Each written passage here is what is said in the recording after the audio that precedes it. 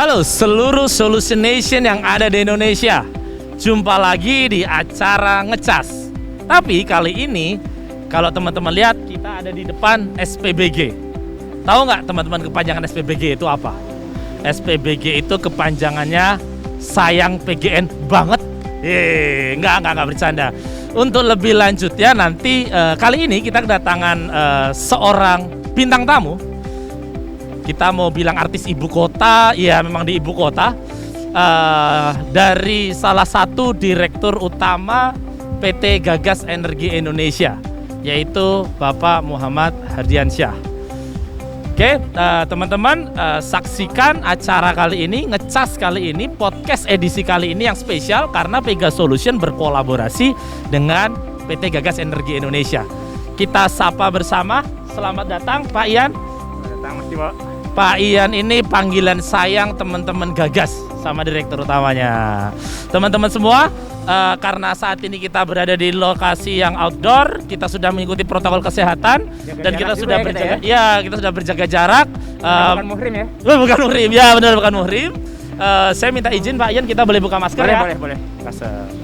Teman-teman, Gagas ini sudah berumur 10 tahun. Dan Gagas ini punya slogan Brings Energy to You. Betul Pak ya? Betul Pak. Nah, melihat dari tagline-nya, hadirnya Gagas ini menjadi sebuah solusi dan jawaban atas tantangan PGN Pak. Karena selama ini PGN itu tergantung dengan jaringan pipa. Dan Gagas bisa menghadirkan solusi untuk meneruskan energi baik beyond pipeline. Betul Pak ya? Betul. Jadi ibarat kata Gagas ini membuka market untuk PGN. Setelah tersambung, kemudian hari PGN jaringan dekat bisa move ke PGN. Betul Pak ya? Betul Mas Timo. Itu ibarat hubungan teman-teman. Mungkin pacarannya sama siapa, nikahnya nanti sama siapa. Gimana Pak perasaannya, pelanggannya sudah marketnya dibuka oleh Gagas, tiba-tiba diambil oleh PGN. Terima kasih Mas Timo. Jadi mungkin sebelum jawab, saya ingin menyapa teman-teman Solution Nation dulu yang ada di seluruh Nusantara. Selamat siang, ini saya menjalankan salah satu anjuran pemerintah sebenarnya kita di sini ya. Oke, apa itu berjemur. Berjemur. Benar, Jadi biar benar. mudah-mudahan kita semua teman-teman Solution Nation di seluruh Nusantara juga tetap sehat-sehat selalu. Amin. Jadi ini pertanyaan yang menggelitik sekaligus memancing ini dari Mas Timo ini. Waduh. Karena emang muridnya Deddy Kobuze gitu. Jadi pertanyaannya sedikit memancing, tapi saya akan coba tanggapi dari statement terakhir dulu nih. Boleh. Yang katanya pacarannya sama Gagas terus nikahnya sama PGN gitu. Karena di awalnya dengan Gagas tapi terakhir berikatan jangka panjangnya dengan PGN. Betul. Kalau saya sebagai Gagasian gitu, karena Gagas itu kita menyebutnya Gagasian nih Mas Tiwo. Oke. Kan kalau teman-teman Pegasol Solution Nation, kalau Betul. Gagas tuh kita nyebutnya Gagasian. Gagasian gitu. Jadi kalau buat Gagasian ya kita melihat sisi positifnya gitu. Oke. Sisi positifnya adalah kalau pacaran kan kita bisa ganti-ganti gitu loh. Kalau nikah kan jangka panjang malah gitu. Jadi kita nggak apa-apa, kita pacaran terus, nikahnya buat PGN terus nggak apa-apa gitu. Nah itu sisi jokesnya ya, gitu, sisi bercandanya. Tapi dari sisi lainnya lagi memang sebenarnya dari awal Gagas itu adalah salah satu fungsinya menciptakan pasar gitu. Oke. Jadi kita market creation buat PGN. Caranya seperti apa? Dengan melakukan market development. Kita menyasar ke pasar-pasar baru yang belum dijangkau ataupun jauh dari infrastruktur gas pipanya PGN. Kenapa? Karena kita melihat bahwa energi baik gas bumi ini merupakan hak semua orang gitu loh. Bukan hanya sekelompok masyarakat yang berada di sekitar wilayah jaringan pipa gas bumi. Betul banget, setuju. Jadi kita tidak boleh diskriminasi gitu. Sama seperti kalau Pertamina ada BBM satu harga, kan harga premium di Papua sana sama dengan di Jakarta gitu. Betul. Nah konsep yang sama harusnya mulai kita juga tonjolkan bahwa bukan hanya masyarakat yang berada di sekitar jaringan infrastruktur gas bumi PGN yang berhak menerima atau merasakan manfaat energi baik gas bumi. Nah untuk itulah tadi sudah Mas Tiwo sampaikan, tagline kami Gagas itu adalah Brings Energy to You. Betul. Jadi kita mendekatkan energi baik gas bumi ke seluruh pelosok Nusantara. Sehingga masyarakat yang jauh dari jaringan infrastruktur gas bumi PGN pun bisa mendapatkan manfaat dan bisa menikmati benefit-benefit dari energi baik gas bumi. Benar, wah menarik teman-teman. Tadi dibilang Gagas akhirnya mencari wilayah-wilayah baru. Jadi yang jangka panjang ya kasih PGN aja. Buat cowok-cowok, cewek-cewek yang gampang bosenan, nah mungkin ini merupakan strateginya. Jadi bisa memasuki wilayah-wilayah baru gitu. Nah, teman-teman Solution Nation ataupun Gagasian yang nonton saat ini, Pak Ian ini punya hobi fotografi. Bagaimana dengan penglihatannya itu bisa mengcapture momen-momen dengan angle yang menarik. Betul Pak ya? Iya. Iya, nggak bisa dipungkiri. Boleh nanti kalau teman-teman stalking ada di Instagramnya Pak Ian, isinya fotografi semua. Bagaimana Pak Ian ini mampu dan jeli melihat pasar yang ada berarti. Mulai dari sektor pelanggan transportasi, ada punya komunitas bajai gas. Dari mulai sektor UMKM, berapa jumlah pelanggan UMKM Pak? Habis itu industri saya juga yakin pasti ada. Dan yang saya tahu bahwa Gagas ini punya komitmen terhadap kepuasan pelanggan itu tinggi. Dibuktikan dengan adanya survei kepuasan pelanggan setiap tahunnya. Betul Pak ya? Strateginya apa sih Pak? Manajemen pelanggan itu menjadi fokus utama. Itu punya strategi khusus nggak Pak? Ya, kalau di Gagas sendiri saya selalu bicara ke teman-teman khususnya komersial mungkin ya, karena kan memang kita berhubungan langsung dengan pelanggan.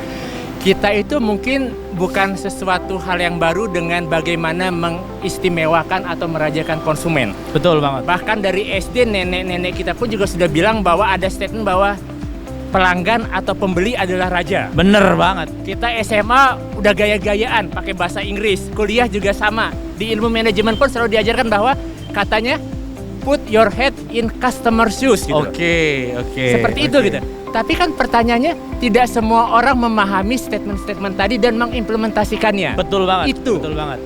Jadi sebetulnya lag kita adalah bagaimana yang sudah kita dengar setiap hari, pelajaran yang sudah kita terima kita implementasikan. Oke. Nah, ini yang saya coba tularkan ke teman-teman di Gagas gitu, bahwa sebenarnya seluruh personil Gagasian gitu ataupun mungkin kalau di Pegasol ada Solution Nation, kita itu sebetulnya punya kewajiban moral. Oke. Kewajiban moral untuk berjualan. Oke. Saya nyebutnya brand ambassador. Betul. Harusnya betul setiap Gagasian ataupun setiap Solution Nation itu adalah brand ambassador dari produk-produk Gagas. Wow. Dan juga produk-produknya Pegasol. Kenapa? Dengan adanya brand ambassador ini kan mau tidak mau kita menjaga image akhirnya gitu. Oke. Kita menjaga image dan kita juga berusaha untuk mendekati pelanggan gitu. Jadi kita tidak bisa hanya mengomong bahwa pelanggan adalah raja, tapi bahkan kita tidak mengenal pelanggan kita. Bener banget. Kita nggak bisa ngomong bahwa put your head in customer shoe, tapi kita datang ngobrol sama pelanggan aja nggak mau, sombong gitu. Nah itu yang mau saya coba temukan ke teman-teman bahwa kita harus datang gitu. Nah salah satu strategi adalah bahwa kita memang harus turun, kita harus ketemu ke pelanggan gitu. Ketemu ke pelanggan, kemudian juga kita bicara, kita cari alternatif yang bisa memberikan benefit atau nilai tambah ke pelanggan. Kita juga harus mendengar aspirasi-aspirasi dari pelanggan apa gitu loh. Jadi kita kalau istilah di zaman sekarang, kalau misalnya kayak Om Tiwo yang sudah pengalaman di marketing, ada channel-channel marketing seperti apa? Mungkin yang sekarang lagi hit apa? Omni channel gitu, marketing. Tren di marketing itu intinya apa sih omni channel tuh? Intinya adalah customer experience. Itu yang harus kita masuk ke dalam situ. Kita harus melihat bahwa customer experience seperti apa, apa yang mereka rasakan saat ini, apa yang kurang menurut mereka, dan apa yang mereka butuhkan gitu. Itu. Nah ini tadi strategi memang harus dua yang kita lakukan. Yang pertama tadi yang saya sampaikan, kita harus turun langsung. Kita harus mendengar langsung. Tapi di sini ada plus-nya yang harus kita ingat. Ada plus-nya. Kadang-kadang kita itu ketimuran. Kita itu orang timur. Orang timur itu mungkin di seluruh dunia orang yang paling baik. Betul. Kenapa?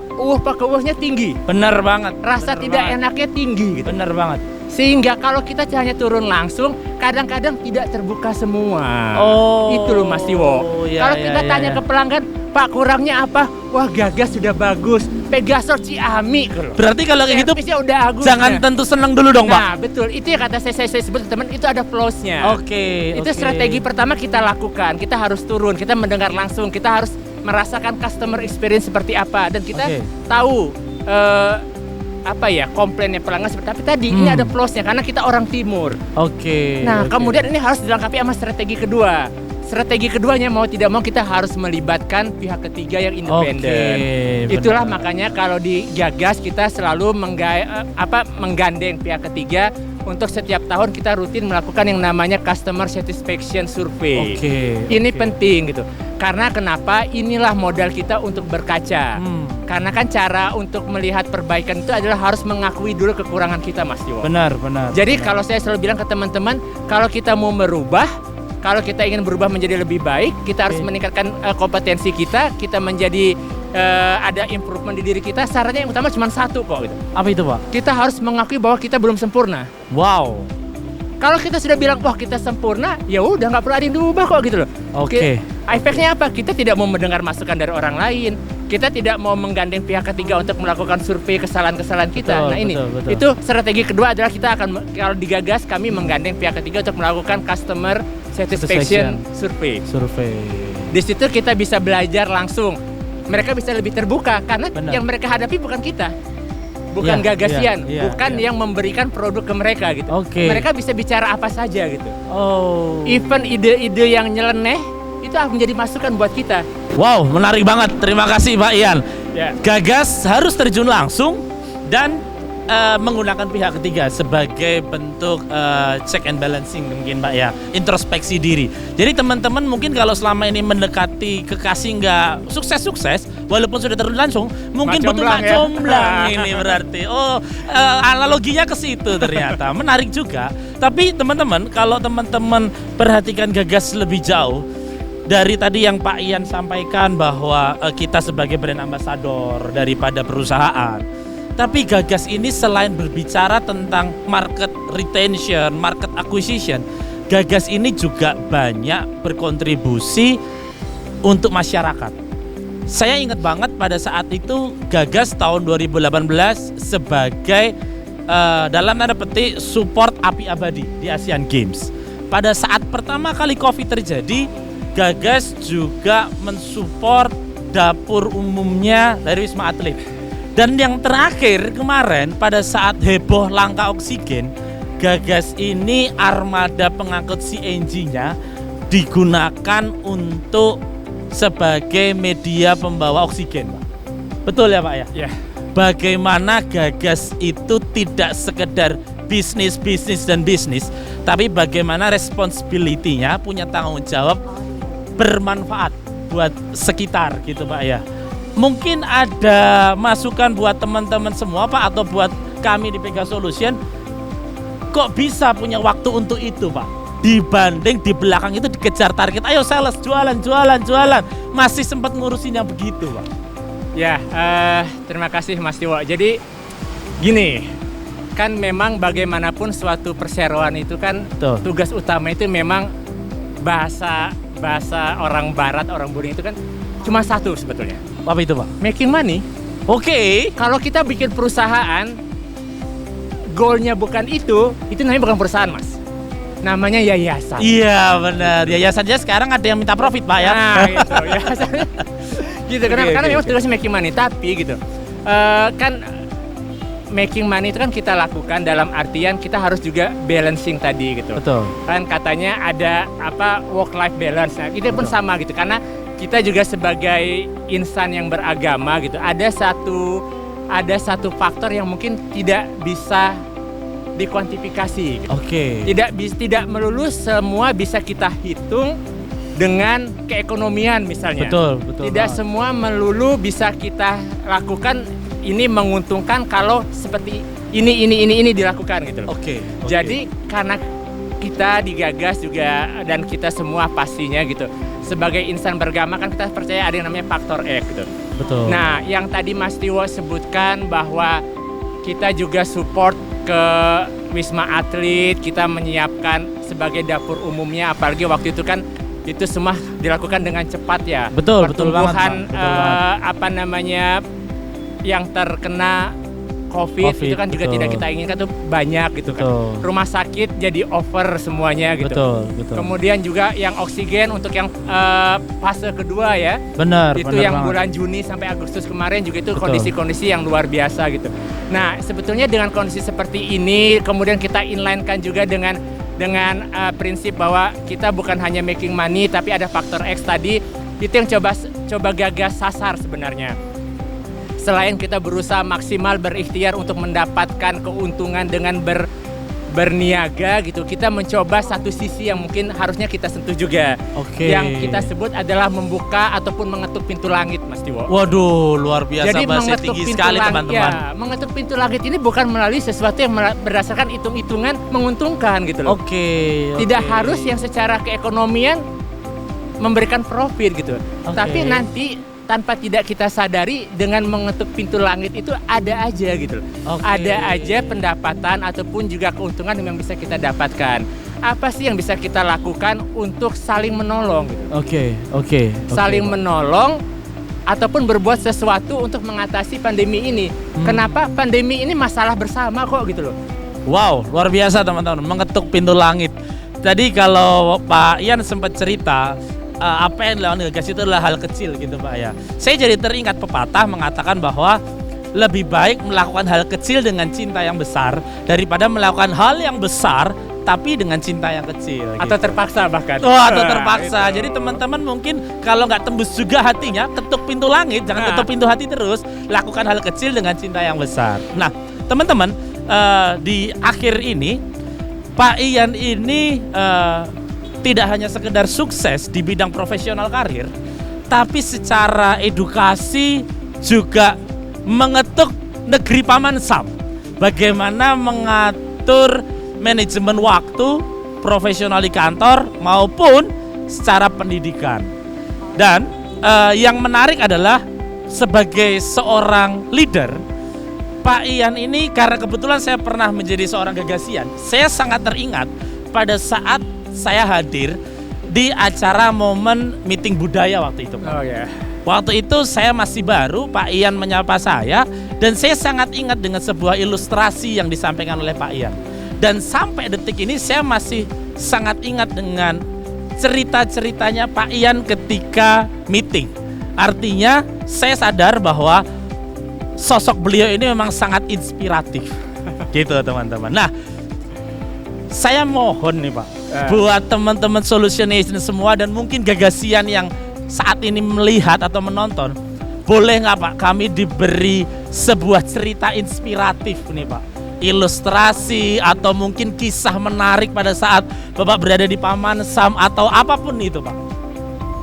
Ya, menarik ini karena memang sebenarnya salah satu yang makin berkurang nih ya di era sekarang itu kan kemampuan untuk storytelling. Betul banget, betul gitu. banget. Jadi padahal kalau dulu zaman orang tua kita mungkin dulu mendongeng itu masih bener. banyak gitu kan. Bener banget. Cucu-cucu dengan kakek atau neneknya duduk di gazebo atau apa tepian sawah itu selalu mendongengkan gitu loh. Nah mungkin ini menarik sebetulnya yang diangkat oleh Mas Tiwo ini karena kita semakin kesini itu selalu dihadapkan kepada dua tahapan nih. Oh apa itu Pak? Yang pertama katanya harus ada ide. Betul, harus ada gagasan. ide. Betul. Gagas nih, makanya ada gagas namanya. Ide atau gagasan. Tapi kan mereka selalu bilang ide dan gagasan tidak ada artinya kalau tidak diimplementasikan. Benar. Jadi kita selalu mindset kita adalah harus punya ide, terus harus diimplementasikan. Gitu. Betul. Itu yang akhirnya berkembang terus gitu bahwa semua itu harus melakukan ide yang baik, inovatif, terus bagaimana mengimplementasikannya. Benar. Tapi kalau saya gini Solution Nation, saya melihat justru ada missing link di sini. Oh, missing linknya tadi yang disampaikan oleh Mas Tiwo tadi. Kenapa? Karena saya pelajari ini dari dunia barat gitu. Bahkan teman-teman di Eropa, di Amerika itu tidak melupakan missing link ini gitu. Missing linknya apa? Yang di tengah-tengah. Apa itu? Harus ada bridging antara ide dan implementasi. Kalau kita menyebutnya narasi, Mas Tiwo. Oh. Jadi harus ada storytelling di situ. Oke. Itu mungkin yang kalau saya lihat beberapa ide besar itu sulit diimplementasikan. Kenapa? Karena ide itu tidak dilengkapi dengan narasi, dengan cerita yang membangun sehingga orang semangat ataupun orang guyup untuk bersama-sama mengimplementasikannya gitu. Oke. Kenapa? Karena tidak ada storytelling di situ gitu loh. Jadi hanya ide, misalnya Pegasol punya ide kita mau membangun rumah sakit gitu loh. Kita harus ikut tender rumah sakit karena seperti ini benefitnya. Tapi tidak ada gitu. Kita langsung jam dari ide itu bagaimana kita implementasi rumah sakit. Akhirnya akan ada resisten tuh. Nanti ada pertanyaan nih, ngapain Pegasol, kan perusahaannya konstruksi yang di bidang gas bumi. Ngapain bangun rumah sakit? Kenapa? Mungkin jangan-jangan ide itu tidak dilengkapi dengan narasi, dengan cerita. Sebenarnya kenapa kok Pegasol masuk ke rumah sakit misalnya. Atau yang paling nyeleneh masuk ke bisnis pembangunan LP yang sekarang lagi tren karena kemarin kebakaran, lembaga pemasyarakatan. Itu butuh bridging narasi, storytelling. Nah makanya kemarin kalau tadi Mas Tiwo masih teringat, alhamdulillah saya suka ke teman-teman Gagasian itu bagaimana sharing sebenarnya. Kita cerita dengan harapan teman-teman juga nanti memiliki kemampuan sebelum kita berjualan tadi, karena kita brand ambassador, kita juga menyisipkan tidak hanya langsung dari ide kepada implementasi, tapi kita siapkan ceritanya, narasinya di tengah-tengah ini sehingga orang bisa lebih mengerti atau dengan bahasa gamblang lebih paham manfaatnya seperti apa. Nah jadi itu sebenarnya, jadi yang disampaikan Mas Tiwo itu sangat menarik gitu, bahwa kita harus punya cerita. Nah itu kenapa mungkin saya juga senang cerita ke teman-teman. Solutionation itu kan memang tagline-nya kan selalu memberi solusi ya gitu. Alhamdulillah. Jadi harapannya kan teman-teman di Solutionation memang sudah sangat paham dengan yang namanya inovasi. Kenapa? Karena sebetulnya itu satu rangkaian yang tidak bisa dipisahkan. Benar. Antara solusi dengan inovasi. Kenapa? Karena biasanya solusi itu ya didapatkan dengan melakukan inovasi. Nah, mungkin yang ingin saya share juga ke teman-teman Solutionation bahwa yang saya dapati even di US pun, di Amerika, inovasi itu bukan sesuatu yang baru kok gitu. Inovasi tidak harus sesuatu yang sangat besar atau magnitude-nya skalanya nasional atau internasional. Bahkan even di Amerika, inovasi itu bukan menciptakan sesuatu yang baru, melakukan sesuatu yang telah ada dengan cara-cara yang baru, yang lebih efisien, lebih efektif, itu sudah bisa didaftarkan sebagai inovasi. Sudah bisa dimintakan patennya gitu. Nah itu yang mungkin saya harapkan share bukan hanya ke Gagasian, ke teman-teman Solutionation, teruslah melakukan berinovasi dan jangan terlalu berpikir yang rumit. Jadi kalau teman-teman Solutionation semua yang misalnya di ONM Jargas di lapangan, wah kita mah gimana mau melakukan inovasi, kerjaan kita kan cuman ngejaga pipa PE gitu. Jangan berpikir tadi ngejaga pipa PE dengan cara yang lebih singkat, atau misalnya kayak sekarang untuk mencatat meter pakai aplikasi, itu udah inovasi buat saya gitu loh. Bahkan di Amerika itu udah inovasi gitu. Jadi ya jangan terlalu berpikir bahwa untuk melakukan kita inovasi kita harus biaya yang besar, sesuatu yang besar gitu, efeknya langsung besar, tidak gitu loh. Melakukan efisiensi pun sudah sebagai inovasi gitu. Nah itu yang mungkin yang mau saya coba share ke teman-teman Solutionation. Jangan sampai kita membatasi diri kita. Sebagai contoh konkretnya saya punya cerita nih Mas Tiwo. Menarik nih teman-teman. Pada saat saya di US, saya pernah dapat studi kasus nih. Studi kasus di bidang kemanajemenan lah gitu. Nah studi kasusnya itu terkait dengan di sana itu istilahnya nyebutnya treasure hunt atau berburu harta karun. Nah treasure hunt itu berburu harta karun. Jadi beberapa perusahaan besar di Amerika itu mereka sama, programnya sama lah walaupun namanya mungkin beda-beda. Programnya ada treasure hunt. Treasure hunt itu berburu harta karun. Tugasnya adalah tiap satker nih, misalnya Mas Tiwo satkernya di humas. Nanti ada teman-teman yang satkernya di operasi, ada satkernya yang di keuangan. Tugasnya cuma satu nih dari treasure hunt itu, melakukan ataupun melihat di satkernya masing-masing inovasi apa yang bisa dilakukan yang akhirnya bisa menghasilkan efisiensi. Ataupun bisa mengenerate revenue. Nah, jadi dua itu keywordnya.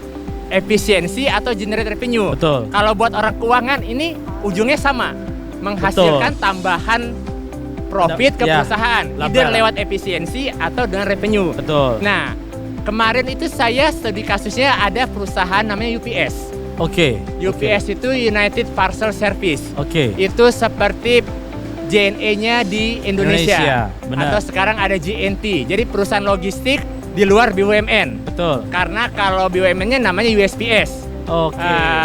US Portal Services gitu. Nah, itu apa namanya di luar BUMN dan mereka menerapkan treasure hunt ini. Oke. Mereka perusahaan logistik, tapi ternyata apa?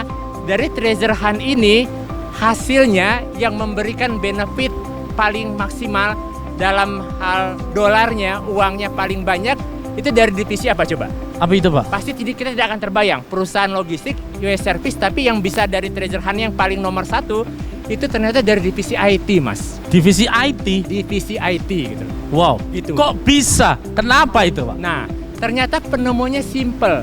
Jadi tadi kalau misalnya teman-teman di Pegasol yang main core-nya adalah EPC, bukan berarti teman-teman di divisi IT tidak bisa bersumbangsi.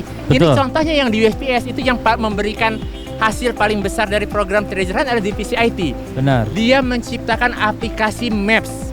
Oke. Bukan Maps yang seperti biasa, Benar. tapi Maps yang untuk dipakai di fleetnya armada pengangkutannya si UPS ini. Oke. Jadi mereka tidak menggunakan Google Maps atau Maps-nya di iPhone atau Oke. kalau di Indonesia ada Waze. Mereka dari divisi IT menyiapkan Maps khusus dan itu mereka masukkan suatu program. Oke. Programnya simple. Apa itu, Pak? Programnya adalah seluruh armada USPS itu tidak boleh belok kiri. Tidak boleh belok kiri, teman-teman. Ya. Jadi sesimpel itu, idenya hanya itu. Kenapa? Kenapa tidak boleh belok kiri? Nah, ini mungkin biar analoginya nyambung. Oke. Amerika beda sama Indonesia. Benar. Amerika Setir setirnya kan? di kiri. Di kiri, betul. Kalau kita setirnya di kanan. Betul. Sehingga yang belok kanan, setirnya kita dia di kiri. Betul. Sehingga yang belok kanan itu mereka langsung. Oke. Kalau kita kan belok kiri langsung. Kiri langsung benar. Nah, jadi itu inovasinya sesimpel itu.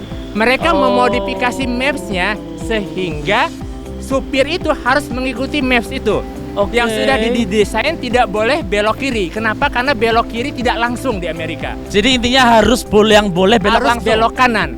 Karena Oke. apa? Mereka melakukan analisa setiap belok atau setiap belok kiri mereka harus mengikuti lampu merah. Betul. Lampu merah di Amerika itu minimal 65 detik. Dan dari perhitungan begitu dipraktekkan dalam waktu 6 bulan UPS tadi bisa menghemat bahan bakar sampai dengan ribuan galon. Luar Kemudian biasa. waktu pengantaran ke pelanggannya Lebih cepat. itu lebih cepat 10%. Hanya sesimpel itu. Dan itu bila dikuantifikasi secara dolarnya Global ya? itu jutaan dolar ternyata. Wow. Saving dari hemat BBM.